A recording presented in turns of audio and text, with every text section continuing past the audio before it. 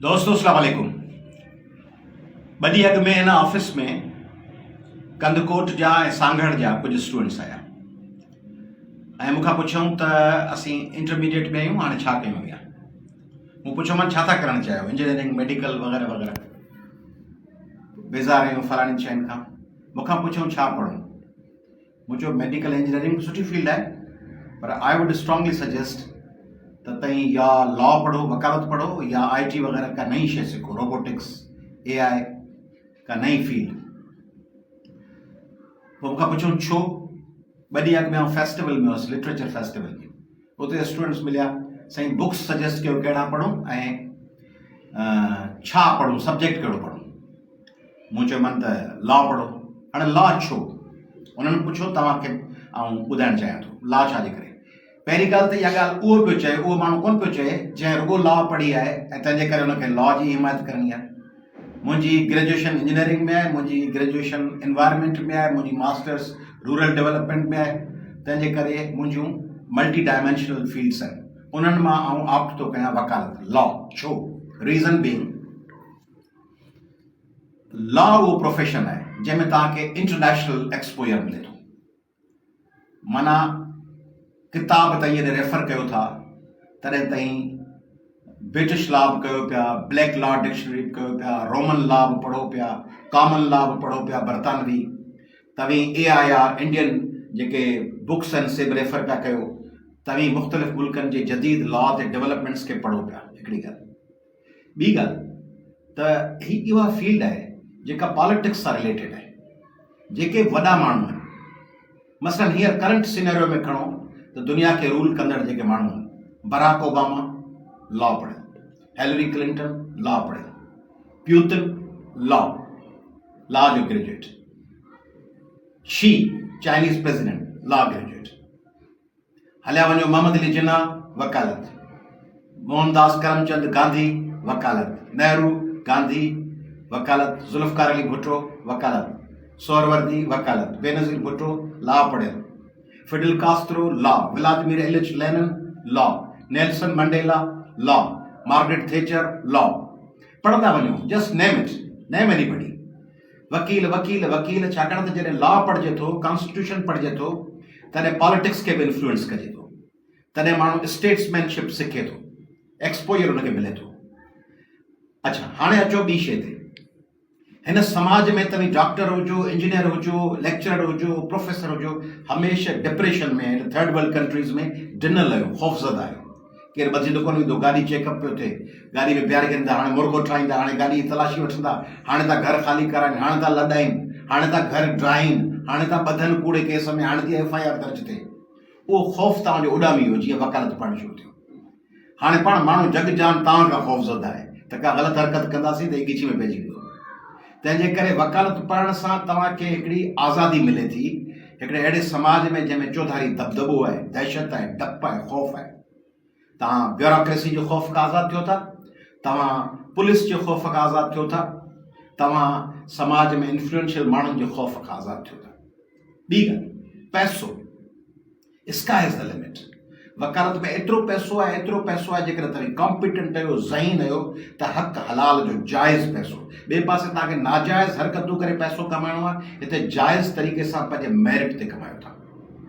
नौकिरीअ जे ख़ौफ़ खां आज़ादु। साहब बदिली थी वई, बास नाराज़ आहे, तव्हांजी पंहिंजी ऑफिस आहे, पंहिंजो प्रोफेशन आहे। तव्हां उन्हनि ख़ौफ़नि खां आज़ादु आहियो त मुंहिंजी बदिली थी वेंदी, तव्हां उन्हनि ख़ौफ़नि खां आज़ादु आहियो त मूंखे नौकिरी मां कढी छॾींदा। वकालत में तव्हीं पाण आहियो ऐं जूनियर्स खे सेखारियो था। तव्हांखे हिकिड़ो ज़बरदस्त अहसासु थो थिए त तव्हांजा जूनियर्सनि खे तव्हां गाइड पिया कयो। माण्हू जिमखाना क्लब्स में वेंदा आहिनि, 20-20, 50-50 लख रुपया ॾेई मेंबरशिप्स वठंदा आहिनि, लाहौर, कराची, इस्लामाबाद, हैदराबाद। तव्हांजी ॿार हिकिड़ो तव्हांजो जिमखाना क्लब आहे, फ्री में, दोस्त वेठा आहिनि, लाइक माइंडेड माण्हू वेठा आहिनि, कचहरियूं आहिनि, गपशप आहे, सस्ती चांहि, सस्ता पेटीस वेठा खाओ ऐं हिक ॿिए सां कचहरियूं कयो। इंटेलेक्चुअली तव्हीं रिच था थियो, अमीर था थियो, ज़हनी तरह रिसर्च करण जे करे, पढ़ण जे करे। तव्हांजी ऑफिस हिकिड़ो मर्कज़ आहे माण्हुनि खे आज़ादी ॾियण जो, फंडामेंटल राइट्स प्रोटेक्ट करण जो। तव्हांजो ख़ानदान तव्हांजे करे आज़ादु थो थिए, ख़ुदि मुख़्तियार थो थिए। तव्हांजा मिट माइट दोस्त, तव्हांजी घरवारी, तव्हांजो मुड़ुसु, तव्हांजा भाउर, अज़ीज़, पाड़े वारा, उन्हनि जे हक़नि जो तहफ़ुज़ थो थिए। तव्हां मौजज़ा कयो था, मिरेकल्स कयो था। हिकिड़ो माण्हू फांसी घाट में पियो आहे, फांसीअ जे इंतज़ार में, ओचितो नक ठक ठक थियसि उनजे रूम ते, ऐं उनखे ख़बर पई तुंहिंजी अपील अलाउ थी वई आहे, तूं आज़ादु आहीं। हिकिड़ी पोड़ी माई जॾहिं ज़मीन ते कब्ज़ो थी वियो आहे ऐं ॾहाकनि खां डोड़े पई, ओचितो ख़बर पियसि तुंहिंजो केस अलाउ थी वियो, तुंहिंजे हक़ में सूट अलाउ थियो या अपील अलाउ थी, हीअ जेका 82 एकड़ ज़मीन हुई करोड़ जी, उहा तोखे मिली वई। आज़ादी, मज़ो, इंटेलेक्चुअली मज़ा, एक्सपोयर। तव्हां ॿाहिरि वञणु चाहियो, मुल्क खां ॿाहिरि घुमणु चाहियो, तव्हां मोकल वठो, एक्स पाकिस्तान लीव ठॻिया पिया हुजो, कारोबार हिते ताईं जनरल एडजस्टमेंट ॾेई हलिया वञो, वेकेशन्स थियूं थियनि, वेकेशन्स में घुमणु हलिया वञो। तव्हां पाकिस्तान जी पॉलिटिक्स में मथे अचणु चाहियो, MNA MPA सेनेटर, वकालत तव्हांजे लाइ हिकिड़ो ज़रियो आहे। तव्हां माण्हुनि जी मदद करणु चाहियो, ॿिए पासे ताईं मदद कंदव, तव्हांखे पैसा ख़र्च करणा पवंदा। हिते फ्री में रस्ते में बस में वेठा आहियो, कंहिंखे गाइड करे छॾियो, हुनजी मदद थी वई। के पाड़े जे माण्हू खे तकलीफ़ आहे, हुनखे तव्हां गाइड करे छॾियो, हुनजी मदद थी वई।